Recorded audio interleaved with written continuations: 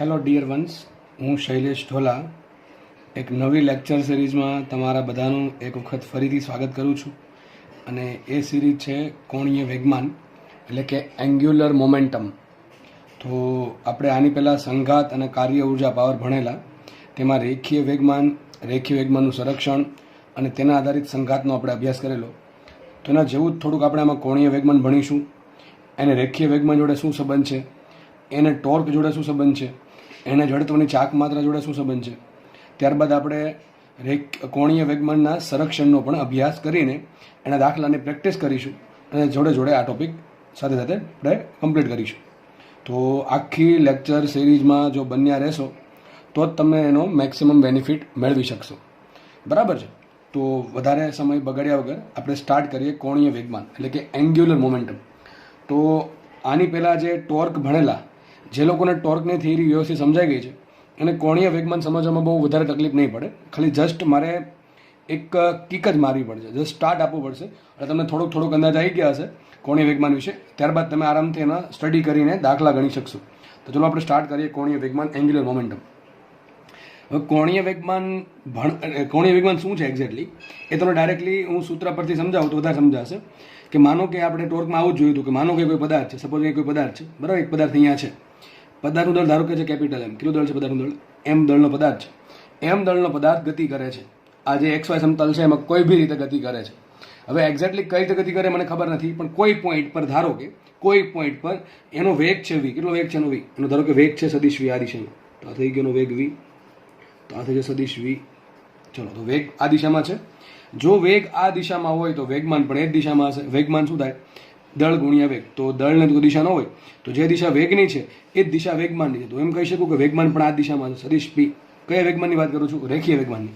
હું વેગમાન બોલું તો તમારે રેખીય વેગમાન સમજવાનું, અને કોણીય વેગમાન બોલું તો L સમજવાનું. એની સંજ્ઞા કેપિટલ L છે કોણીય વેગમાન. તો વેગ આ દિશામાં છે એટલે કે રેખીય વેગ આ દિશામાં હોવાના લીધે કોણીય વેગમાન પણ આ જ દિશામાં છે. ધારો કે આ પોઈન્ટ, આ જે દળ છે એના ઉગમ બિંદુ O જોડે જોડવામાં આવે તો જે સ્થાન સદિશ મળે છે, સ્થાન સદિશ સદિશ R. કયો સ્થાન સદિશ છે? સદિશ R સ્થાન સદિશ છે. તો આ છે સ્થાન સદિશ R.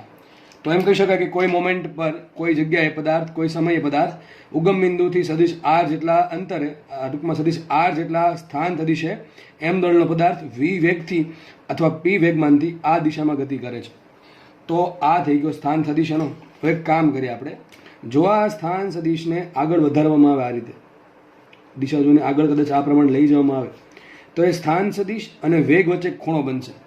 ધારો કે ખૂણો બનીને થીટા. કયો ખૂણો બને? થીટા. તો આ મને મળી ગયો થીટા. અને એમ કહી શકાય કે સદિશ R આ દિશામાં છે. તો સદિશ R એક્ઝેક્ટ એટલો જ છે, બરાબર. અહીંથી લઈને અહીંયા સુધી જ છે. આ ખાલી જળસની દિશા દર્શાવી છે. તો એ એંગલ થીટા હોય તો આપણે કામ કરીએ, આ લાઈનને લંબ એક લાઈન દોરું આ રીતે. ક્યાં સુધી દોરું? કે જેથી અહીંથી બંને ભેગા થઈ જાય. ટૂંકમાં સદિશ વીની જે દિશા છે એને પાછળ લંબાવવામાં આવે. ક્યાં સુધી લંબાવું? કે જેથી O બિંદુમાંથી એના પર શું દોરાય? લંબ દોરાય. આ લાઈન આ પ્રમાણે એક્ઝેક્ટલી આગળ વધતી જશે. તમારે એવો પોઈન્ટ પકડવાનો કે જ્યાં એને લંબ દોરી શકાય. તો આ એંગલ થીટા, તો આ એંગલ પર થીટા થાય કે ન થાય? થાય કે ન થાય ભાઈ? આ એંગલ થીટા થાય કે ન થાય? ચલો, આ ખૂણો છે, આ થઈ ગયો આ થઈ ગયો કાટખૂણો, આ થીટા છે, આ થઈ ગઈ ખૂણાની થીટાની પાસેની કર્ણ થઈ ગયો R, આ થઈ ગઈ પાસેની બાજુ, આ થઈ ગઈ સામેની બાજુ. તો આપણે લખી શકીએ, ચલો સામેની બાજુ શું આવશે? R sine theta. કઈ રીતે આવશે? સાઇન થીટા બરાબર સામેની બાજુ છેદમાં કર્ણ, એનું યુઝ કરીને આ થશે R કોસ થીટા. આ થશે R કોસ થીટા. ઓકે. તો આટલી આકૃતિ આપણે સેમ આકૃતિ આપણે ટોર્કમાં પણ જોયેલી. બેઠી આકૃતિ અહીંયા રિપ્રેઝન્ટ થાય છે. એમાં જે બળ લાગતું હતું એ શું લાગે છે? બળની જગ્યાએ ખાલી વેગ છે એટલે કે વેગમાન છે. તો આમાં કોણીય વેગમાન સર ક્યાં આવ્યું? ચલો તમને કહી દઉં કોણીય વેગમાન શું છે. જે લોકોને ટોર્ક ખબર છે, ટોર્ક શું હતું? R cross F. એ પ્રમાણે તમને કોણીય વેગમાન પણ ખબર પડી જશે કે કોણીય વેગમાન, લખી દઉં અહીંયા, કોણીય વેગમાન એક સદિશ રાશિ છે. એની સંજ્ઞા છે L. L બરાબર થાય R ક્રોસ P. સૂત્ર યાદ રાખવાનું. ટોર્ક બરાબર શું હતું? R ક્રોસ F હતું. એ પ્રમાણે કોણીય વેગમાન L આવશે R ક્રોસ P. હવે આ શું બતાવે? R અને P નો સદિશ ગુણાકાર. ચલો આપણે શોધીએ દિશા કઈ દિશામાં આવશે. જો ચલો પેલા R ક્રોસ P છે તો ક્રોસ ગુણાકારની વાત આવશે. ક્રોસ ગુણાકાર કરવાનો છે તો પેલા તમારા બધી આંગળીઓ ક્યાં રાખવાની? પેલા R ની દિશામાં. ચલો બધી આંગળી ક્યાં રાખશું? R. ચલો R આ દિશામાં છે. જમણા હાથની બધી આંગળી R દિશામાં રાખો. એટલે આ દિશામાં. સપોઝ કે આ આરની દિશા છે, બરાબર. આપ જે બ્લુ પેન છે એ આર બતાવે છે, અને જે બ્લેક પેન છે એ શું બતાવે છે? વેગ બતાવે. સમજાવો કંઈક છે. તો બધી આંગળી આર દિશામાં રાખો જમણા હાથની. ત્યારબાદ શું કરવાનું? બીજું કયું છે? પાછળ પી છે. તો બધી આંગળીઓ છે એને પી તરફ ફેરવો. તો અંગૂઠો ક્યાં આવશે? જો બહાર તરફ આવશે. અંગૂઠો ક્યાં આવશે? બહાર તરફ. તમે જાતે પણ ટ્રાય કરી શકો છો. તો કોણીય વેગમાન એક સદિશ રાશિ છે, એનું મૂલ્ય કેટલું છે? આર ક્રોસ પી ના મૂલ્ય જેટલું. શું થાય? આર પી સાઇન થીટા જેટલું. હવે એ તો ક્રોસ ગુણાકારની વાત થઈ ગઈ. દિશા ક્યાં આવશે? દિશા આવશે આર ક્રોસ પી ની દિશામાં. એટલે શું આવશે? આર અને પી બંનેને લંબ અને આર ક્રોસ પી પ્રમાણે જમણા હાથના અંગૂઠાના નિયમ પરથી સાબિત કરી શકાય. તો અત્યારે આપણી દિશા ક્યાં આવશે? બાર તરફ આવે. ધારો કે આ દિશા બાર છે, ઝેડ દિશા છે, તો કઈ દિશામાં આવશે? એલ આવશે. કે કેરેટ દિશામાં. કઈ દિશામાં આવશે? કે કેરેટમાં. એટલી ખબર પડે કે હવે એનું મૂલ્ય લખી નાખીએ. તો લખાય માટે મૂલ્ય લખાશે એલ બરાબર. ચલો લખીએ મૂલ્ય એલ બરાબર શું થાય? R p sine theta. શું થાય? R p sine theta. અને ઉપર થોડો હજુ કંઈક થોડાક ચાળા કરી શકાય આને, કે આ રીતે સદિશ આર એમ રાખું છું, ક્રોસ એમ પીને શું લખાય? એમ વી. શું લખાય? એમ વી. આમાંથી એમ કોણ કાઢો? શું આવશે? એમ ઇન્ટુ કાઉન્સમાં આર ક્રોસ વી. તો બધા સૂત્રો એકને એક જ રિપ્રેઝેન્ટ કરે. શું બતાવે છે? કોણીય વેગમાન બતાવે છે. તો એલ બરાબર આર ક્રોસ પી, અથવા પી બરાબર આપણને ખબર છે. પી બરાબર શું લખાય? આપણને ખબર છે સદિશ પી બરાબર શું છે? રેખીય વેગમાન. સદિશ શું છે? રેખીય વેગમાન. એમ છે દળ અને વી છે એનું રેખીય વેગ. બરાબર છે. તો આપણે સૂત્ર મળી ગયું એલ બરાબર આર ક્રોસ પી અથવા આર ક્રોસ એમ વી. પી બરાબર એમ વી. હવે એમ તો અચળ છે એટલે બાર લઈ લીધા એને. બરાબર છે ને? એક સંખ્યા છે એમ, એટલે એને ક્રોસ ગુણાકાર જોડે કોઈ લેવા દેવા છે નહીં. આપણે બાર કાઢી લઈએ. શું થશે? એમ કાઉન્સમાં આર ક્રોસ વી. તો તમે આર ક્રોસ વી શોધો, ઇન્ટુ એમ કરો તો તમને શું મળશે? કોણીય વેગમાન એલ મળશે. અથવા અહીંયા એનું મૂલ્ય લખી નાખીએ તો શું લખાશે સૂત્ર? એલ બરાબર આરપી સાઇન થીટા. અથવા શું લખાય? જો ચલો આને આમ લખાશે p into R sine theta. શું લખાય આને? P into R sine. લખાય કે ના લખાય? ચલો આને વંચાઈશું તો પી તો ચલો રેખીય વેગમાન થઈ ગયું. ઇન્ટુ આર સાઇન થીટા શું આવે? What is r sine theta? દેખાય છે અહીંયા? આર સાઇન થીટા દેખાય છે? આર સાઇન થીટા એ વેગમાનનું અથવા વેગની જે દિશા છે અથવા વેગમાનની જે દિશા છે એનું ઓ બિંદુથી લંબ અંતર છે. શું છે?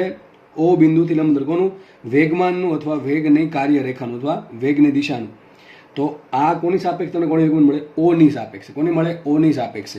તો એલ તમે કોની સાપેક્ષે શોધો છો એ જરૂરી છે. તો રેખીય વેગમાન કોણીય વેગમાન એલ છે. એમ તો ચાર વસ્તુ પર ડિપેન્ડ કરે. એક તો આર પર, એક તો પી પર, એક તો થીટા પર, અને તમે કોની સાપેક્ષે રેખીય કોણીય વેગમાન શોધો છો એના પર ડિપેન્ડ કરશે. જો કે આર છે એ ડિપેન્ડ કરે ઓ પર. તમે ઓ અલગ જગ્યાએ લખો તો આર ઓટોમેટિક બદલી જશે. ટૂંકમાં આરનો જે આધાર છે એ આરનો આધાર ઓ પર છે. કોની સાપેક્ષે તમે ટૂંકમાં કોની સાપેક્ષે તમે કોણીય વેગમાન શોધો છો એના પર ડિપેન્ડ કરે આર. તો કોણીય વેગમાનનું મૂલ્ય છે તો કોણીય વેગમાન જે છે એ બિંદુની પસંદગી પર ડિપેન્ડન્ટ છે. સેમ વસ્તુ ટોર્કમાં હતી. હું એમ કહું કે ટોર્ક કેટલું, તો સવાલ ખોટો છે. મારે એમ જ પૂછવું પડે કોની સાપેક્ષે ટોર્ક, કયા બિંદુની સાપેક્ષ ટોર્ક. એ પ્રમાણે અહીંયા પણ હું એમ ના પૂછી શકું કે પદાર્થ છે આટલા વેગથી ગતિ કરે છે તેનું રેખીય વેગમાન અને કોણીય વેગમાન કેટલું, તો એ સવાલ ખોટો છે. હકીકત સવાલ અધૂરો છે. એક્ઝેક્ટલી એમ કહેવું પડે કે ઓની સાપેક્ષે કોણીય વેગમાન કેટલું, કે ભાઈ એની સાપેક્ષે કોણીય વેગમાન કેટલું, કે વાયની સાપેક્ષે કોણીય વેગમાન કેટલું. ટૂંકમાં કોઈકની સાપેક્ષે કોણીય વેગમાન હોય. કોણીય વેગમાન ખુલ્લું હોય નહીં. તો યાદ રાખવું. બરાબર છે. તો શું આપણે મૂલ્ય મળ્યું? તો દિશા ક્યાં હશે? દિશા કઈને મળશે? આની દિશા ક્યાંથી મળશે? આર ક્રોસ પી ની દિશામાં મળે. ક્યાં મળશે? આર ક્રોસ પી ની દિશામાં. એટલે કે આર ને લંબ હશે, પી ને લંબ હશે. ટૂંકમાં જે સમતલ બનશે, જો સમતલ બન્યું અત્યારે તમે એક પ્રમાણે ચતુષ્કોણ બનાવી શકો, વિચારી શકો આવું. બરાબર છે. તો જે ચતુષ્કોણ બનશે એને લંબ બહાર આવતી કે અંદર જતી દિશામાં હશે. ડિસાઇડ કરશે કે આર અને વી છે કે રીતે ગોઠવાયેલા છે. બરાબર. અથવા અહીંયા આર ને વી કયો, કે આર ને આર ક્રોસ પી કયો, કે આર ક્રોસ વી કયો. દિશા તો બેની પી ની વી ની એક જ છે, એટલે કંઈ ફરક પડે નહીં. તો આટલી ખબર પડી કે ચલો હવે આપણે એક કામ કરીએ. સૂત્ર તમારે જે યાદ રાખવાનું છે કીધું. તો હવે અહીંયા આપણે હતા આર સાઇન થીટા શું કહેવાય? લંબ અંતર. તો સૂત્ર આમ પણ લખી શકીએ. માટે એલ બરાબર શું લખાય? એલ બરાબર રેખીય વેગમાન. રેખીય વેગમાન ટૂંકમાં શું થઈ ગયું? પી ગુણ્યા, ખાલી મૂલ્યની વાત થાય છે, મૂલ્યની વાત કરું છું જસ્ટ. એલ શું થશે? રેખીય વેગમાન ગુણ્યા શું થશે? એનું લંબ અંતર. એટલે શું થાય? રેખીય વેગમાનની દિશાનું ઓથી લંબ અંતર. કોના આધારે લખ્યું? આના આધારે. પી તો એમને રાખ્યું. અને આર સાઇન થીટા શું છે? તો કે ભાઈ લંબ અંતર. બ્લેક લાઈન તમને દેખાય છે, લંબ અંતર છે. આર નથી, આર સાઇન થીટા છે. તો એ શું આવશે? Into R sine theta. આ તમને શું આપશે? મૂલ્ય આપશે. તો ઘણા બધા સૂત્ર જોયા. હવે એક વસ્તુ આમાં આમ પણ થઈ શકે, એક કામ કરીએ, આ પી બરાબર શું લખાય, એમવી લખાય. તો ચલો આ સૂત્ર નીચે લખી નાખું. માટે આપણે લખું એલ બરાબર, હું તમને બધા સૂત્ર ભેગા કરીને આપી દઉં છું, એટલે બહુ ચિંતા કરવી ને, ખાલી જસ્ટ જુઓ હું શું કરું, ખાલી જુઓ. સૂત્ર આપણને મળ્યું r p sine theta, r sine theta ભેગું કરી દીધું, તો લખાશે p into R sine theta. એક કામ કરીએ, સૂત્ર લખી દઉં ફરીથી. ચલો આ પ્રમાણે લખીએ, P into R sine theta. પણ પી શું હોય, એમ વી હોય. શું હોય, M into V into R sine theta. તો જો આને શું કહેવાય, વી ઇન્ટુ આર સાઇન થીટાને શું કહેવાય, ચલો સમજીએ. વી આ દિશામાં છે, આર સાઇન થીટા આ છે, તો આને એમ વચાય. આર સાઇન થીટાને શું કહેવાય કે ભાઈ વેગની દિશાનું ઓથી લંબ અંતર ઇન્ટુ દળ. તો આમ પણ લખી શકાય. માટે કોણીય વેગમાન એલ બરાબર શું લખાય, દળ ગુણ્યા વેગ ગુણ્યા વેગની દિશાનું, એટલે આમ લખજો, વેગની દિશાનું ઓથી લંબ અંતર. તો આ પ્રમાણે પણ તમને કોણીય વેગમાન મળે. તો બધી વસ્તુ એકના એક સૂત્ર રિપ્રેઝેન્ટ કરે છે, બરાબર, અલગ અલગ રીતે બધું બતાવે છે. એકને એક વસ્તુ છે, મેન સૂત્ર આ છે, આર ક્રોસ પી. સદિશ L is equal to R cross P લખાશે આર ક્રોસ એમ વી અથવા M cross M into R cross V. બરાબર છે. હવે એનું મૂલ્ય લખીએ તો આપણને ખબર છે, એ ક્રોસ બીને શું કહેવાય, એ બી સાઇન થીટા. એ પ્રમાણે આર ક્રોસ બીને શું કહેવાય, આર બી સાઇન થીટા. તો લખાશે p into R sine theta. R sine theta શું છે, પીનું ઓથી લંબાંતર છે. બરાબર છે. તો રેખીય વેગમાન પી ગુણ્યા રેખીય વેગમાન પીની દિશાનું ઓથી લંબાંતર આર સાઇન થીટા. અથવા તમારે જો વેગમાં જવું હોય તો દળ ગુણ્યા વેગને શું કહે, પી. તો પી બરાબર એમવી લખી નાખો. તો એમાં પાછું આર સાઇન થીટા શું થાય, વેગનું ઓથી લંબાંતર. તો દળ ગુણ્યા વેગનું ઓથી લંબાંતર કરો તો તમને શું મળશે, કોણીય વેગમાન મળશે. સૂત્ર આઈએમપી છે. સૂત્ર બહુ આઈએમપી છે, દાખલા ગણવા માટે બહુ આઈએમપી સૂત્ર છે. બરાબર છે.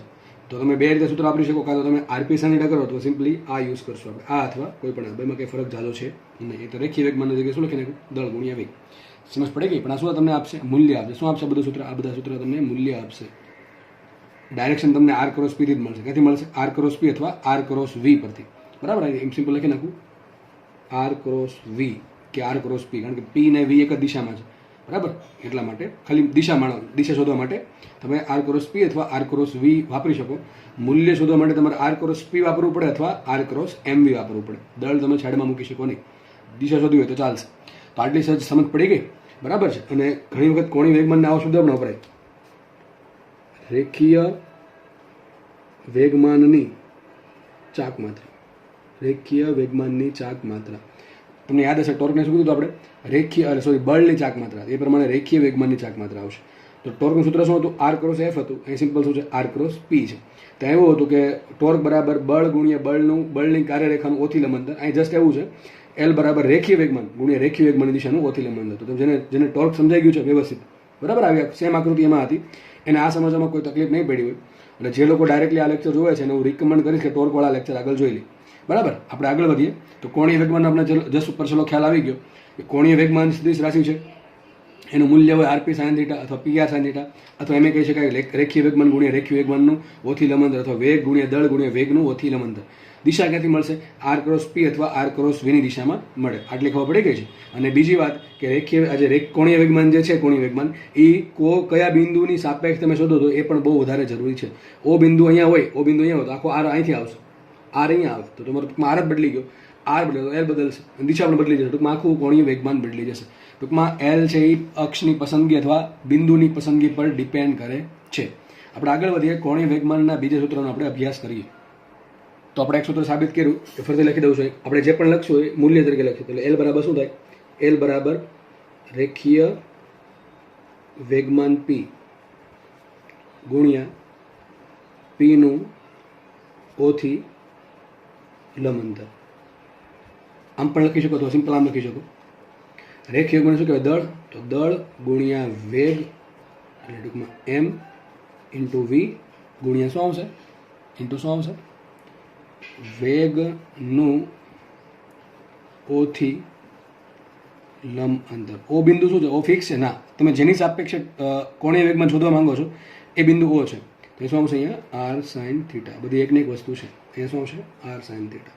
તો આપણે આ સૂત્રનો અભ્યાસ કર્યો અને એનું સૂત્ર આ એટલે હતું, એલ બરાબર હતું આર ક્રોસ પી બરાબર આર ક્રોસ એમવી, પી બરાબર એમવી, અને એમાંથી એમ ગુણ ગણો શું આવશે, આર ક્રોસ વી. આ તમને શું આવશે, કોણીય વેગમાન આપશે. લીખવા પડે કે ચલો આગળ વધીએ. હવે એક કામ કરું છું, અમુક એવા સૂત્ર લખું છું કે જે તમારે યાદ રાખવાની જરૂર નથી. હા, એનો દાખલો જરૂર પૂછાય છે, પણ યાદ રાખવાની એટલા માટે જરૂર નથી કે તમને રેખીય ગતિના જો સૂત્ર આવડશે તો ચાક ગતિના એટલે કે કોણીય વેગમાનનું સૂત્ર ઓટોમેટિકલી આવડી જશે. એક કામ કરું, આ સાઈડ છે ને, હું આ સાઈડ તમને પહેલાં રેખીય ગતિનું સૂત્ર લખી દો.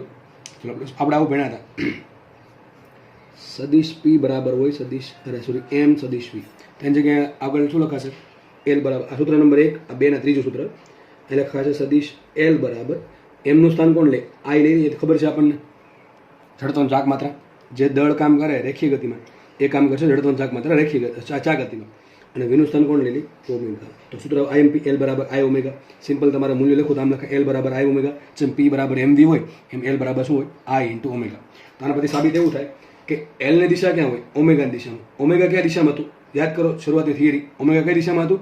ઓમેગા હતું ભ્રમણાક્ષની દિશામાં. એ પણ ક્યાંથી મળે? જમણા હાથના અંગૂઠાના નિયમ પરથી. તો એ દિશામાં શું આવશે? એલ આવશે. એટલે ખબર પડી ગઈ. આપણે આગળ વધીએ તો હવે ન્યૂટનનો ગતિનો બીજો નિયમ શું કહેતો હતો? યાદ કરો. એવું કહેતો હતો કે સદિશ એફ ઇઝ ઇક્વલ ટુ બળ બરાબર શું હતું? વેગમાનના ફેરફારનો સમય દર. પદાર્થ પર લાગતું પરિણામી બાહ્ય બળ એ પદાર્થના રેખીય વેગમાનના ફેરફારના સમય દર જેટલું હોય છે. તો સેમ સૂત્ર આપણે રેખીય ચાક ગતિ માટે એપ્લાય કરીએ તો એફ નું સ્થાન કોણ લે? ટોર્ક લે. સૂત્ર બહુ એમપી ભાઈ, સૂત્ર બહુ એમપી. આ ટોર્ક બરાબર શું આવશે? ડી પી ની જગ્યાએ આવશે ડી એલ અપોન ડીટી. સમય તો સરખો જ છે, તમે કોઈ પણ ગતિ કરો તો જો એક સૂત્ર પરથી બીજું સૂત્ર કઈ રીતે મળે છે? હકીકતે આ તો તમને યાદ હશે તો ઓટોમેટિક તમે યાદ કરી શકશો. તો બધા સૂત્ર કામના છે, એવું નહીં કે આ સૂત્ર કામનું આ કામનું. તમને રકમમાં કયા આધારે દાખલા પૂછો છે એના પર ડિપેન્ડ કરે કે ફોર્મ્યુલા કયું યુઝ કરશું. તમને ટોર્કની વાત કરી છે, સમયની વાત કરી તો ડેફિનેટલી આ સૂત્ર વાપરવું પડશે. તમને જડત્વની ચાક માત્રાની વાત કરી છે, ઓમેગાની વાત કરી તો ડેફિનેટલી સૂત્ર વાપરશું. તમને દળ, વેગ ને સિમ્પલ આર અથવા આર સાઇન થીટાની વાત કરી તો આપણે આ સૂત્ર વાપરીશું. બરાબર છે. હજી આગળ વધીએ તો આપણે એમ લખાશે, આમાંથી એક કામ કરીએ. આપણે આવું પણ ભણ્યા હતા કે બળનો આઘાત એટલે કે ડેલ્ટા પી બરાબર શું થાય? સદિશ ડેલ્ટા પી બરાબર લખાય એફ ડેલ્ટા ટી. આ ખબર છે બધાને? અથવા આમ પણ જોયું હતું કે ડીપી બરાબર શું હતું? F into DT. સદિશ એફ ઇન્ટુ ડીટી. બરાબર. તો સેમ સૂત્ર લખીએ અહીંયા. તો અરે કંઈ નહીં, આપણે બીજી પેન વાપરી દઈએ. શું લખાશે? એ લખાશે delta L is equal two, આ ક્યારે આપણે ફેરફાર મોટો હોય તો બરાબર શું આવશે? ટોર્ક ગુણ્યા ડેલ્ટા ટી. સમજ પડી ગઈ? અને એ પ્રમાણે ડીએલ શું લખાશે? ડીએલ બરાબર લખાશે ટોર્ક ઇન્ટુ ડીટી. આ સૂક્ષ્મ ફેરફાર માટે. જો કે હકીકત તમે કંઈ નથી કર્યું, આમાં ડીએલ ના કરતા પણ તમને ડાયરેક્ટલી આ ફોર્મ્યુલા મળી જશે. બરાબર છે. આપણે આગળ વધીએ. પછી આપણે આ પણ ખબર છે કે ડેલ્ટા પી બરાબર શું હોય? ડેલ્ટા પી બરાબર સદિશ ડેલ્ટા પી બરાબર m1v1 અથવા m2 લખું છું, m2v2 માઇનસ m1v1. તો સેમ સૂત્ર અહીં લખી શકાય આપણે કે ડેલ્ટા એલ બરાબર એટલે કે કોણીય વેગમાનનો ફેરફાર ડેલ્ટા એલ બરાબર શું થાય? m1 ની જગ્યાએ આવશે i2 omega 2 minus i1 omega 1. આ તો બધી સૂત્ર ઓટોમેટિક યાદ રહી જાય છે. તમને આ યાદ હશે તો ઓટોમેટિક યાદ રહી જશે. બરાબર. તો ઘણા બધા સૂત્ર આવી ગયા. હવે હજી એમાં ઘણા સૂત્ર બાકી છે, એ આપણે નેક્સ્ટ પેજમાં લખીશું. બરાબર છે. ચલો એ હજી એક સૂત્ર અહીં લખી દઉં છું. હવે તમને ખબર પડી ગઈ કે અહીંયા જે ડીએલ છે, ડીએલ બરાબર શું થાય? Torque into DT. જો સિમ્પલ સૂત્ર શું લખાય? આવા સૂત્ર પતી ગયા છે, જસ્ટ થોડુંક સમજાવી દઉં. તો આપણે અહીંયા જોયું કે ડીએલ બરાબર શું હતું? ટોર્ક ઇન્ટુ ડીટી હતું. અને આ બધું શું હતું? ડીપી બરાબર શું થાય? F into DT. F into DT શું હતું? F into DT. આ બધાને ખબર જ છે. હવે યાદ કરો વેગમાન સંરક્ષણનો નિયમ. કયા વેગમાન સંરક્ષણ? રેખીય વેગમાન સંરક્ષણ. આ પ્રમાણે સાબિત કર્યો હતો કે રેખીય વેગમાનનો ફેરફાર બરાબર થાય એફ ઇન્ટુ ડીટી, જેને આપણે બળનો આઘાત પણ સમજીએ છીએ. અને બળનો આઘાત કહેવાય. તો આપણે જોયું હતું કે જો બળ 0 હોય એટલે કે એફ 0 હોય, એફ 0 મૂકવામાં તો ડીપી 0 થાય. એટલે કે રેખીય વેગમાનના ફેરફાર 0. હવે કોઈ વસ્તુનો ફેરફાર 0 હોય તો મતલબ શું થાય? એ વસ્તુ અચળ. ટૂંકમાં શું થાય? પી અચળ. પી અચળ રહી. અહીંથી આપણે નિયમ બનાવ્યો હતો કે જો તંત્ર પર લાગતું પરિણામી બાહ્ય બળ 0 હોય તો તંત્રનું રેખીય વેગમાન અચળ રહે છે. સૂત્ર બનાવ્યું હતું, જો તંત્ર પર લાગતું પરિણામી બાહ્ય બળ 0 હોય તો તંત્રનું વેગમાન અચળ રહે છે. સેમ રીતે અહીંયા એમ પણ લખાય, જો ટોર્ક 0 આવશે, અહીં જો ટોર્ક 0 મૂકું, is implies that DL is equal two 0. ટૂંકમાં કોણીય વેગમાનનો ફેરફાર 0 છે. જો કોણીય વેગમાનનો ફેરફાર 0 હોય તો કોણીય વેગમાન કેવું છે? અચળ છે. આ શું સજેસ્ટ કરે છે? આ એમ સમજાવવા માંગે છે કે જો તંત્ર પર લાગતા પરિણામી ટોર્ક 0 હોય, તંત્ર પર લાગતું પરિણામી કોઈ બિંદુને અનુલક્ષે. જો ટોર્ક છે કોના પર ડિપેન્ડ કરે? ટોર્ક ડિપેન્ડ કરે બિંદુની પસંદગી પર પણ ડિપેન્ડ કરે છે. અલગ અલગ બિંદુને અનુલક્ષીને અલગ અલગ ટોર્ક આવે. એટલે એમ કહી શકાય, જો તંત્ર પર કોઈ બિંદુને અનુલક્ષીને ટોર્ક 0 હોય તો એ બિંદુને અનુલક્ષીને તંત્રનું કોણીય વેગમાન અચળ રહે છે. એમાં બિંદુની ચોખવટ કરવી જરૂરી છે.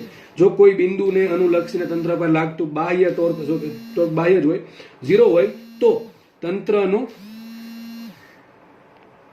તો સોરી ફોર ધ ડિસ્ટર્બન્સ, તો તંત્રનું તે બિંદુની સાપેક્ષે કોણીય વેગમાન કેવું હશે? અચળ હશે. સમજ પડી ગઈ? તો આ છે આ શું તો વેગમાન સંરક્ષણનો નિયમ. એક્ઝેક્ટલી તો મેં બહુ ટૂંકમાં બતાવ્યો છે, આપણે ડિટેલમાં અભ્યાસ કરવાનો છે એનો. આ તો 10 સૂત્ર આવ્યા એટલે મેં તમને સમજી દીધું. આને શું કહેવાય? વેગમાન સંરક્ષણનો નિયમ. અને આને શું બનશે? આ કોણીય વેગમાનના સંરક્ષણનો નિયમ. કોવેસની. કેવી સની? કોવેસની. બરાબર છે? અથવા એમ કહી શકાય એંગ્યુલર મોમેન્ટમ કન્ઝર્વેશન લો, AMCL. બરાબર છે? બધું એક બતાવે છે. આ શું બતાવે છે? રેખીય વેગમાન. એક્ઝેક્ટલી અહીંયા આવશે રેખીય વેગમાનના સંરક્ષણનો નિયમ, અથવા થાય લિનિયર મોમેન્ટમ કન્ઝર્વેશન લો. બરાબર છે? LMCL. તો જેને આ વસ્તુ આવડે છે એને આ વસ્તુ બહુ કંઈક ઝાઝી બહુ તકલીફના આધારે યાદ રાખવી પડે એવી બનશે નહીં. જેને મેં પહેલાં કીધું હતું ચાક ગતિની શરૂઆતમાં, જે લોકોએ રેખીય ગતિ વ્યવસ્થિત સમજેલી છે એને ચાક ગતિ સમજવામાં બહુ તકલીફ પડવાની છે નહીં. હવે દાખલામાં તમને કયા આધારે, જો ઘણા બધા સૂત્રો છે, હજી 1-2 સૂત્રો બાકી છે, બરાબર છે, તમને કયા આધારે દાખલા પૂછે એ ડિપેન્ડ હોય દાખલા બનાવવાવાળા ઉપર. હવે એ તો કંઈ નક્કી ન કયો દાખલા પૂછશે, એટલે આપણે બધા જ પ્રકારના સૂત્રનો દાખલાનો અભ્યાસ કરીશું. ટોર્ક આપે તો આઈ આપે તો શું થાય?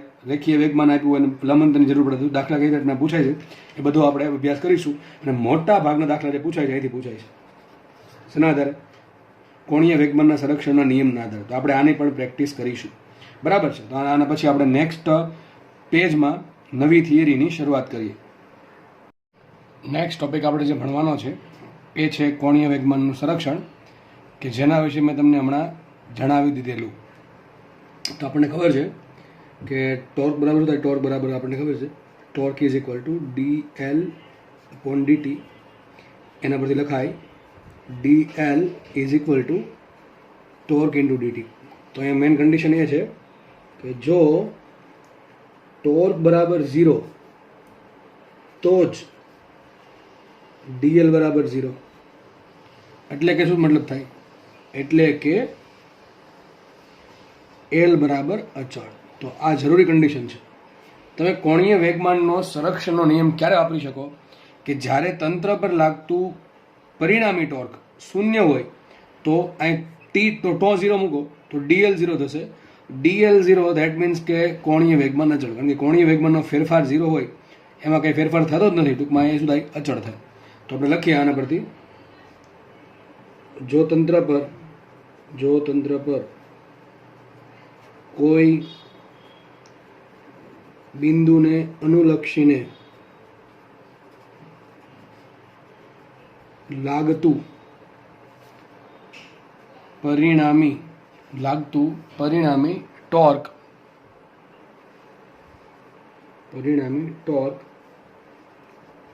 શૂન્ય હોય તો તે બિંદુને અનુલક્ષીને, કયા બિંદુને અનુલક્ષીને? કે જે બિંદુને અનુલક્ષીને ટોર્ક 0 છે તે બિંદુને અનુલક્ષીને તંત્રનું કોણીય વેગમાન અચળ રહે છે. તો આમાં બે વસ્તુ જરૂરી છે. એક તો બિંદુ કે જેને અનુલક્ષીને ટોર્ક 0 થાય તે બિંદુને અનુલક્ષીને કોણીય વેગમાન અચળ રહે છે. તો આ બધા પોઈન્ટ્સ યાદ રાખવા કે કોણીય વેગમાન સંરક્ષણ ક્યારે વપરાય? કે જ્યારે તંત્ર માટે શું અચળ હોય, શું 0 હોય? ટોર્ક 0 હોય, પરિણામી ટોર્ક. તો તે બિંદુને અનુલક્ષીને તંત્રનું કોણીય વેગમાન અચળ રહે છે એમ કહી શકાય. મતલબ શું થઈ ગયો? L બરાબર અચળ એટલે લખાઈશું. માટે આપણે જેમ આપણે રેખીય વેગમાનમાં લખ્યું હતું એવું જ આમાં લખશું. માટે તંત્રનું પ્રારંભિક કોણીય વેગમાન ઇઝ ઇક્વલ ટુ તંત્રનું અંતિમ કોણીય વેગમાન. હવે એલના સૂત્ર ઘણા બધા છે. એલ બરાબર શું? I omega. તો લખાઈશું માટે કોઈ પણ સમયે લખાય I1 ઓમેગા 1 બરાબર I2 omega 2 is equal two I3 omega 3. એવું ચાલ્યા જ કરે. જેટલા બી તમે કિસ્સાઓ લ્યો એમાં ચાલશે. મોસ્ટલી આપણે પ્રારંભિક ને અંતિમ કિસ્સો લેશું કે જે દાખલામાં પૂછાય છે. બરાબર? આટલી ખબર પડી ગઈ. પછી આપણને એક પણ ખબર છે કે એલ બરાબર શું લાવ્યું હતું? RP sign theta. શું હતું? RP sine theta. અથવા અહીંયા હતું R ક્રોસ P. તો આમ પણ લખાય R1 cross P1 is equal two R2 cross P2 is equal two R3 cross P3. આવું ચાલા કરશે. તો કયું સૂત્ર ક્યારે વાપરવું ડિસાઇડ કોણ કરશે? રકમ કઈ ટાઈપની આપેલી છે એના પરથી આપણે ડિસાઇડ કરશું કે કઈ સૂત્ર ક્યારે વાપરવું. મોસ્ટલી તમને દાખલામાં કઈ રીતે ખબર પડે કે દાખલો કોણીય વેગમાનના સંરક્ષણ પરથી સોલ્વ કરવાનો છે એ હું તમને જ્યારે દાખલા ગણવાના હશે ત્યારે તમને બધી માહિતી આપી દઈશ કે આ ટાઈપના દાખલા આવે તરત તમારે વિચારવાનું કોણીય વેગમાનનું સંરક્ષણ. બરાબર છે. તો આટલું જ છે, એમાં બહુ કંઈ ખાસ છે નહીં. જે લોકોને આગળ રેખીય વેગમાન સંરક્ષણ આવડે છે એને પણ બહુ કંઈ વધારે તકલીફ છે નહીં. એમાં શું થાય, બળ 0 હોય તો રેખીય વેગમાન અચળ હોય છે, ટોર્ક 0 હોય તો કોણીય વેગમાન અચળ છે. એટલે કે એલ અચળ, બળ F બરાબર P બરાબર mv, એની જગ્યા આવશે અહીંયા I ઓમેગા. તો I omega 1 is equal two I omega 2 is equal two I3 omega 3. ટૂંકમાં મેન સૂત્ર આ છે કે તંત્રનું કોઈ પણ સમયે પ્રારંભિક કોણીય વેગમાન ઇઝ ઇક્વલ ટુ તંત્રનું કોઈ અંતિમ સમયે અંતિમ કોણીય વેગમાન બે કેવું થાય, સરખું થાય. પણ આ કન્ડિશન ક્યારે, આ મહત્વની કન્ડિશન, ટોર્ક 0 હોય તો, બાકી તમે વાપરી શકો નહીં. બરાબર છે. આના પછી આપણે એક નેક્સ્ટ થિયરી ભણીએ. તો નેક્સ્ટ જે થિયરી છે એ પણ તમારા માટે આઈએમપી થિયરી છે અને બધા દાખલા પૂછાય છે અને પૂછાતા રહેશે. એકદમ ઇઝી સૂત્ર છે જે તમારે યાદ રાખવાનું છે. બરાબર. ચલો વાત કરીએ શું છે કોણીય વેગમાનનું ભૌમિતિક નિરૂપણ. ટૂંકમાં કોણીય વેગમાનનો યુઝ ક્યાં થાય છે એ આપણે જાણી શકીએ. તો જુઓ, આપણે ગ્રેવિટેશનમાં જોયેલું કે કોઈ પદાર્થ છે એ સેન્ટરમાં, જ્યારે કોઈ માનો કે સૂર્ય લઈ લઈએ તો સૂર્ય સેન્ટરમાં પોતાની ધરી પર આસપાસ ભ્રમણ કરે છે અને ગ્રેવિટેશનના કારણે પૃથ્વી અથવા બીજા ગ્રહો સૂર્યની આસપાસ લંબવૃત્તીય માર્ગમાં ભ્રમણ કરે છે. હવે હકીકત થાય શું કે ભાઈ સૂર્ય છે એ માનો કે પૃથ્વી છે, તો પૃથ્વીને પોતાના તરફ ખેંચશે. કયા બળથી ખેંચે? ગુરુત્વાકર્ષણ બળથી પોતાના તરફ ખેંચશે. તો પૃથ્વી ખેંચે કેમ જતી? હવે એના કારણે એ છે કે પૃથ્વી પર બહાર તરફ એક બીજું કયું બળ લાગે? કેન્દ્રગામી બળ. મેં તમે કીધું હતું જ્યારે પણ વર્તુળાકાર ગતિ હોય, બરાબર છે, ત્યારે તમારે ફરજિયાત કેન્દ્રગામી બળનો વિચાર અથવા કેન્દ્ર ત્યાગી બળનો વિચાર કરવો પડે. તો આ સૂર્ય ધારો કે ધેર ઇઝ સન, બરાબર છે, અહીં ધારો કે કોઈ પ્લાનેટ છે, ગ્રહ છે, તો સૂર્ય પૃથ્વીને પોતાના તરફ ખેંચે ગ્રેવિટેશન બળથી. સામે એક બીજું બળ લાગે, કયું? કેન્દ્ર ત્યાગી બળ. બંને બળ ક્યાંથી પસાર થશે? બંને બળ છે સૂર્યના સેન્ટર લાઇનમાંથી પસાર થશે. તો આ બળના લીધે સૂર્યને અનુલક્ષીને ટોર્ક કેટલું? 0. સૂર્ય એટલે કે સૂર્યના સેન્ટરના. કેમ ટોર્ક 0 થાય? અરે ભાઈ ટોર્ક ક્યારે મળે? બળ ગુણ્યા લંબાંતર મળે. તો આ જે બળ છે એ ડાયરેક્ટલી ક્યાંથી પસાર થશે? જેમ કે દોરીએ આપણે આ પ્રમાણે કંઈક બળ અમને જોવા મળે કે બળ છે એ ડાયરેક્ટલી આ જે ગ્રેવિટેશનલ ફોર્સ છે એ પણ અને જે સેન્ટ્રીફ્યુગલ ફોર્સ છે એ પણ બંને સેન્ટર લાઇનમાંથી પસાર થવાના કારણે સૂર્યને અનુલક્ષીને આ ગ્રહનું ટોર્ક કેવું હોય? 0 હોય. અને આપણે હમણાં જોયું કે જો ટોર્ક 0 હોય તો કોણીય વેગમાનનું સંરક્ષણ વાપરી શકાય. અને કોણીય વેગમાનના સંરક્ષણ પરથી ગ્રહ માટે એલ કેવું રહે છે? ધારો કે ગ્રહ અહીંયા છે તો આ પ્રમાણે બળ લાગતું હશે, બરાબર. અહીંયા અંદર તરફ કયું બળ હશે? અહીંયા અંદર તરફ કયું બળ હશે? Gravitational force. બહાર તરફ કયું હશે? કેન્દ્રગામી બળ. આ રીતે બહાર એ હશે, કયું હશે? કેન્દ્ર ત્યાગી બળ. અને અંદર તરફ હશે ગ્રેવિટેશનલ ફોર્સ. આ ટૂંકમાં કોઈ ગ્રહ કોઈ પણ જગ્યાએ હોય, ઘણો ગ્રહ અહીંયા છે તો સેમ વસ્તુ થશે. બહાર તરફ હશે કેન્દ્ર ત્યાગી બળ, અંદર તરફ હશે કેન્દ્રગામી બળ. ટૂંકમાં કોઈ પણ સ્થાને, ગ્રહ કોઈ પણ સ્થાને હોય સૂર્યની આસપાસ, હંમેશા જે બે બળ લાગે છે તો કેન્દ્રગામી બળ, કેન્દ્ર ત્યાગી બળ અને ગુરુત્વાકર્ષણ બળ, બંને ક્યાંથી પસાર થાય છે? બંનેની કાર્યરેખા સૂર્યના સેન્ટરમાંથી પસાર થતી હોવાના લીધે આપણે એમ કહી શકીએ કે આ બંને બળોના કારણે ગ્રહનું સૂર્યને અનુલક્ષીને કોઈ પણ પ્રકારનું ટોર્ક છે નહીં. અને જો ટોર્ક ના હોય તો આપણને ખબર છે આપણે એ બિંદુને અનુલક્ષીને કોણીય વેગમાન વાપરી શકીએ, કોણીય વેગમાન સંરક્ષણનો નિયમ વાપરી શકીએ. અને એ મુજબ ગ્રહ માટે એલ કેવું અચળ થાય. તમે જે ધારો તો જે વસ્તુ બોલો છો તમે જાતે લખી શકો છો કે ભાઈ જે બે બળ લાગે છે, ગ્રેવિટેશનલ ફોર્સ અને એક સેન્ટ્રીફ્યુગલ ફોર્સ, એ બંનેની કાર્યરેખા છે એ સૂર્યમાંથી પસાર થવાના કારણે અહીં ગ્રહનું સૂર્યને અનુલક્ષીને ટોર્ક 0 હોય. એટલા માટે ગ્રહનું સૂર્યને અનુલક્ષીને કોણીય વેગમાન અચળ હોય છે. હવે એક આમાં થિયરી છે. થિયરી એવી છે, માનો કે ગ્રહ છે પેલા આ સ્થાને હતો, પેલા અહીંયા હતો, ધારો કે ગ્રહ અહીંયા પહોંચ્યો. હવે અહીંથી અહીંયા પહોંચવામાં એક સમય તો લાગે કે ન લાગે? ધારો કે અહીંથી અહીંયા પહોંચવામાં કુલ સમય લાગ્યો ડેલ્ટા ટી. કેટલો સમય લાગ્યો? ડેલ્ટા ટી સમય લાગ્યો છે. હવે જુઓ, જો ગ્રહને હું સૂર્ય જોડે જોડું, જ્યારે ગ્રહ ફર્સ્ટ પોઝિશન પર હતો ત્યારે સૂર્યને જોડતા લાઈન મળશે. જ્યારે ગ્રહ બીજી પોઝિશન પર આવે છે, અહીંથી અહીંયા ધારો કે ગ્રહ આ પ્રમાણે ગતિ કરે છે લંબવૃત્તીય માર્ગમાં, જ્યારે ફર્સ્ટ પોઝિશનથી સેકન્ડ પોઝિશન પર આવે ત્યારે પણ તેને સૂર્ય જોડે જોડો તો આ લાઈન મળશે. બે લાઈન મળી કે ન મળે? તો ગ્રહે કેટલું ક્ષેત્રફળ કાપ્યું કહેવાય? આટલું ક્ષેત્રફળ કાપ્યું કહેવાય. ધેટ ઇઝ આટલું. આ ક્ષેત્રફળ ગ્રહે કાપ્યું, બરાબર છે. ધારો કે ક્ષેત્રફળ ડેલ્ટા એ છે. કેટલું છે? ડેલ્ટા એ. તો કોણીય વેગમાન સંરક્ષણ પરથી એવું સાબિત થઈ શકે. એમાં ત્રિકોણ દોરીને સાબિત થાય છે, સાબિત કરવાની જરૂર નથી. સૂત્ર બહુ ઇઝી છે, એટલે તો તમારે ડાયરેક્ટ યાદ રાખી દેવાનું છે. સૂત્ર આ છે કે ગ્રહે કાપેલું ક્ષેત્રફળ ભાંગ્યા એ માટે લીધેલો સમય. તો ગ્રહે કાપેલું ક્ષેત્રફળ ધારો કે છે ડેલ્ટા એ. ધારો કે ગ્રહે કાપેલું ક્ષેત્રફળ છે કેપિટલ ડેલ્ટા એ અને ગ્રહે તે માટે લીધેલો સમય છે ડેલ્ટા ટી. તો ક્ષેત્રફળ ભાંગ્યા સમયને શું કહેવાય? એકમ સમયમાં કાપેલું ક્ષેત્રફળ. એટલે એમ કહેવા માંગે છે કે 1 સેકન્ડમાં ગ્રહ કેટલું ક્ષેત્રફળ કાપે છે, that is delta A by delta t, અથવા એકમ સમયમાં કાપેલું ગ્રહે ક્ષેત્રફળ is equal to L upon 2m. તમારે યાદ રાખવાનું છે સીધું. શું આવશે? L upon 2m. જ્યાં એલ છે ગ્રહનું કોણીય વેગમાન, લખી દઉં છું. એલ બરાબર છે ગ્રહનું સૂર્યને અનુલક્ષીને કોણીય વેગમાન. એમ બરાબર છે ગ્રહનું દળ. શું છે? એમ છે ગ્રહનું દળ. ડેલ્ટા એ શું છે? ડેલ્ટા ટી સમયમાં ગ્રહે સૂર્ય સાથે જોડતી રેખા વડે, હજુ દેખાય છે રેખા, જોડતી રેખા વડે આંતરેલ ક્ષેત્રફળ. સમજ પડે છે? ડેલ્ટા ટી શું છે? સમયગાળો, લીધેલ સમયગાળો. એટલી ખબર પડે ગઈ. એક નવું પદ આવે જોવામાં, ડેલ્ટા એ છેદમાં ડેલ્ટા ટી. અને એકમ શું હશે? મીટર સ્ક્વેર પર સેકન્ડ. શું છે? મીટર પર સેકન્ડ, મીટર સ્ક્વેર પર સેકન્ડ. જો ઉપર અંતર ભાંગા સમય હોય તો આપણે શું કહીએ? વેગ કહીએ. કયો વેગ કહીએ? રેખીય વેગ. બરાબર છે. ઉપર ક્ષેત્રફળ ભાંગા સમય છે તેને કહેવાય ક્ષેત્રીય વેગ. યાદ રાખજો, ક્ષેત્રીય વેગ. ટૂંકમાં ક્ષેત્રફળ છે એ કેટલી ફટાફટ કાપે છે, ક્ષેત્રફળ જે છે કેટલું, કેટલા સમયમાં કેટલું ફટાફટ કાપે છે, એને ક્ષેત્રીય વેગ કહેવાય. જેમ કે અહીંયા ધારો કે કોઈ ગ્રહનો ક્ષેત્રીય વેગ એક એક્ઝામ્પલ છે, 1 મીટર સ્ક્વેર પર સેકન્ડ છે. મતલબ એમ થયું કે ગ્રહ 1 સેકન્ડમાં 1 મીટર સ્ક્વેરનો એરિયા કાપે છે. માનો કે ગ્રહ માટે જે ક્ષેત્રીય વેગ છે એને ઇંગ્લિશમાં કહેવાય એરિયલ વેલોસિટી.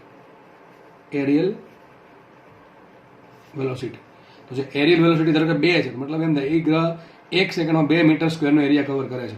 પણ આ તો ક્યારે વપરાશે? કે જ્યારે ફેરફાર બહુ મોટા હોય, તો સમય બહુ મોટો હોય, તો ક્ષેત્રફળ બહુ મોટો હોય છે. અથવા સૂક્ષ્મ સમય માટે સિમ્પલ સૂત્ર આવું લખી શકાય, ડાયરેક્ટ તમારે યાદ રાખવાનું છે. આના પછી દાખલો જી 2019માં પૂછાયેલ દાખલો છે. D A upon DT is equal to L upon 2m. થઈ ગયું સાબિત? બરાબર છે. એકદમ ઇઝી સૂત્ર છે. ડી એ બાય ડીટી બરાબર એલ અપોન 2. એમાં બહુ સાબિતીમાં કંઈ ખાસ છે નહીં. ધારો કે ગ્રહ આ પોઝિશન પર છે તો વેગ ક્યાં સામે છે? વેગ આ દિશામાં છે. તો વેગમાન કઈ દિશામાં? આ દિશામાં છે. વેગમાનની દિશામાં હોય અને શું કહેવાય સદિશ આર તો આ દિશામાં છે, એના આધારે તમને L1 મળશે અથવા L મળે. ગ્રહ જ્યારે અહીંયા આવે ત્યારે સેમ વસ્તુ મળશે. એના પરથી આપણે ડેલ્ટા એ શોધવો પડે. ડેલ્ટા એ માટે ત્રિકોણ બનાવવો પડે. ત્રિકોણનો એરિયા શોધો હાફ પાય ગુણ્યા વેધ કરીને, અને બધા અપ્લાય કરશો, આટલું કરશો તો ઓટોમેટિક તમારા સૂત્ર સાબિત થઈ જશે. સાબિતી બહુ ઇઝી છે, પણ કંઈ સમય બગડવા જેવું છે નહીં. સૂત્ર બહુ ઇઝીલી યાદ રહી જાય એવું છે, અને ખાલી એક જ વખત આવશે. એટલા માટે સાબિતી આપતો નથી, કારણ કે સાબિતી તમને ડાયરેક્ટ બીજી કોઈ જગ્યાએ યુઝ થશે નહીં. દાખલો આવો પૂછશે કે ગ્રહ માટે તમને આપી દેશે, ડીએ બાય ડીટી આપી દેશે, દળ આપી દેશે, એલ કેટલું મળે કે ન મળે? શું આવશે? એલ બરાબર આવશે 2m into DA by DT, અથવા 2m ઇન્ટુ એરિયલ વેલોસિટી. ઘણી સૂત્ર આમ પણ લખેલું હોય, એલ બરાબર 2m ઇન્ટુ વીએ. વીએ અને વીએ કહેવાય. આ જે છે ને શું કે વીએ એરિયલ વેલોસિટી, બરાબર. ટ્વાઇસ એમ વીએ, જ્યાં વીએ છે કે ક્ષેત્રીય વેગ, એટલે કે કેટલા સમયમાં કેટલું ક્ષેત્રફળ ગ્રહ આંતરે છે. કઈ રીતે? સૂર્ય સાથે જોડતી રેખા વડે. તો કે ગ્રહ અહીંયા આવી ગયો તો ક્ષેત્રફળ આટલું આવશે, અહીંથી લઈને એટલું. બરાબર છે? ઓકે, ખબર પડી ગઈ? તો તમે કોઈ પણ જગ્યાએ ગ્રહ માટે ડીએ બાય ડીટી કેવું અચળો લખી શકો માટે ડીએ બાય ડીટી, એટલે કે વીએ બરાબર ડીએ બાય ડીટી બરાબર. કેમ અચળ હોય? જો દળ તો અચળ છે. આપણે હમણાં જો કે ગ્રહ માટે જેટલા બી બળો લાગે છે એ બળની કાર્યરેખા સૂર્યમાંથી પસાર થાય છે, એટલે કે ટોર્ક કેટલું છે? ટોર્ક 0 છે, એટલે એલ અચળ છે. એલ અચળ છે, ટુ તો અચળ, અને એમ પણ અચળ છે. ટૂંકમાં બધું આખું પદ કેવું થઈ ગયું? અચળ. તો આને કહેવાય અચળ. ટૂંકમાં ગ્રહ માટે કોણીય વેગમાન અચળ હોવાથી અને દળ અચળ હોવાથી એની ક્ષેત્રીય વેગ કેવો છે? અચળ છે. અલગ અલગ ગ્રહો માટે ક્ષેત્રીય વેગ અલગ અલગ વેલ્યુ આવે. બરાબર. તો આપણે આગળ વધીએ નેક્સ્ટ ટોપિક તરફ. નેક્સ્ટ ટોપિક એવો છે કે ચાક ગતિ કરતા પદાર્થ માટે, એટલે કે દઢ પદાર્થ માટે કોણીય વેગમાન કેટલું હોય? તો માનો કે એક પદાર્થ છે, એમ દળ છે, એનું કયું દળ છે? એમ દળ. એ આર ત્રિજ્યાના વર્તુળાકાર માર્ગે ભ્રમણ કરે છે. એનો વેગ છે v. એનો જે વેગ છે, નિયમિત વેગ એ છે v. આપણે લગભગ ચાક ગતિના શરૂઆતના પહેલા જ લેક્ચરમાં એવું જોયું હતું કે સ્થાન દિશ ઓથી માપવાનો. દરેક પદાર્થ અહીંયા છે તો સ્થાન દિશ ક્યાં આવશે? સદિશ આર. સદિશ આર આવશે ઓ માંથી બહાર જતી દિશામાં પદાર્થને જોડતી દિશામાં. ટૂંકમાં આ થઈ ગયું સદિશ આર. વેગ ક્યાં હોય? સ્પર્શકની દિશામાં. તો આપણને ખબર છે કે જ્યારે પદાર્થ ચાક ગતિ કરતો હોય, વર્તુળાકાર ગતિ કરતો હોય, ત્યારે એનું જે વેગ હોય સ્પર્શક દિશામાં, આર હોય ક્યાં? સેન્ટરમાંથી બહાર જતી દિશામાં. તો બંને વચ્ચે એંગલ કેટલો હોય? 90 ડિગ્રી હોય. બરાબર છે. હવે વેગ, જો વેગ આ દિશામાં તો વેગમાન પણ કઈ દિશામાં હશે? એ દિશામાં હશે. તો આપણે હમણાં જોયેલું સદિશ એલ બરાબર શું હતું? સદિશ એલ હતું આર ક્રોસ વી. શું હતું? આર ક્રોસ પી, સોરી. માટે લખાશે, ચલો મૂલ્ય લખીએ. માટે એલ બરાબર શું લખાય? R P sine theta. શું લખાય? મૂલ્ય બરાબર આરપી સાઇન થીટા. માટે એલ બરાબર, ચલો આર. પી બરાબર શું લખાય? M V. Into sine theta. Theta શું છે? આર અને પી વચ્ચે અથવા આર અને વી વચ્ચે ખૂણો. ચલો કેટલો ખૂણો છે? 90 ડિગ્રી. તો શું આવશે? સાઇન 90. તો માટે એલ બરાબર શું મળે? આર એમ વી. આ પણ તમારા માટે કામનું સૂત્ર. ક્યારે વપરાય? કે જ્યારે પદાર્થ આ પ્રમાણે ગતિ કરતો હોય અને જ્યારે એની રેડિયસ એટલે કે શાંત દિશ આર અને વેગ વી એકબીજાને લંબ હોય ત્યારે. આપણને ખબર છે આ પ્રકારના કિસ્સામાં જો પદાર્થની કોણીય વેગ ઓમેગા હોય, જો પદાર્થનો કોણીય વેગ ઓમેગા હોય તો લખાઈશું અહીંયા ઓમેગા બરાબર વી બરાબર શું લખાય? વી બરાબર ઓમેગા ઇન્ટુ આર. શું લખાય? વી બરાબર ઓમેગા ઇન્ટુ. તો સૂત્ર શું આવશે? માટે એલ બરાબર ચલો એમ મૂકીએ, આર એમ એમને મૂકીએ અને વી બરાબર શું મૂકીએ? R omega. તો માટે સૂત્ર આવશે એલ બરાબર એમ આર સ્ક્વેર ઓમેગા. શું આવશે? એલ બરાબર એમ આર સ્ક્વેર ઓમેગા. સૂત્ર શું આવશે? એલ બરાબર એમ આર સ્ક્વેર ઓમેગા. આની પહેલાં તમે જે ભણાવ્યું કેન્દ્રગામી બળ હતું, સૂત્ર શું આવશે? એફસી બરાબર એફસી હશે m v square by r. કેટલું હતું? M v square by r. તે કામ કરીએ, વી બરાબર શું મૂકીએ? R omega. તો શું મૂકશો અહીંયા? આર સ્ક્વેર ઓમેગા સ્ક્વેર છેદમાં આર. તો શું આવે? જો અહીંયા આર ઉઠશે એટલે શું આવશે? M r omega square. ઘણાને એમ થાય ને અક્ષર આ સૂત્ર કંઈક વાંચેલું છે પણ ખબર ન હોય સૂત્ર આવું હતું, આવું નહોતું. હવે જો ભાઈ બેમાં ફરક છે. ફરક એ છે અહીંયા એમ આર સ્ક્વેર ઓમેગા છે અને અહીંયા એમ આર ઓમેગા સ્ક્વેર. ટૂંકમાં અહીંયા આરનો વર્ગ છે ને અહીંયા ઓમેગાનો વર્ગ છે. તો એમ આર ઓમેગા સ્ક્વેર સૂત્ર શું આપે તમને? કેન્દ્રગામી બળ. એ પણ આપણે જોયેલું છે. અથવા કેન્દ્રગામી પ્રવેગ એસી શું હોય? R omega square. એ પણ આપણે જોયેલો છે, એસી ને એટી. તો અહીંયા જો એમ આર સ્ક્વેર ઓમેગા છે, એમ આર ઓમેગા સ્ક્વેર નથી. આ સૂત્ર પણ કામનું તમારા માટે. તમને આ જે સૂત્ર છે એ મોસ્ટલી ગ્રહોના દાખલામાં વધારે પૂછે. જેમ કે પૃથ્વી ફરે છે તો તમારે શોધવું છે પૃથ્વીનું કોણીય વેગમાન શું છે.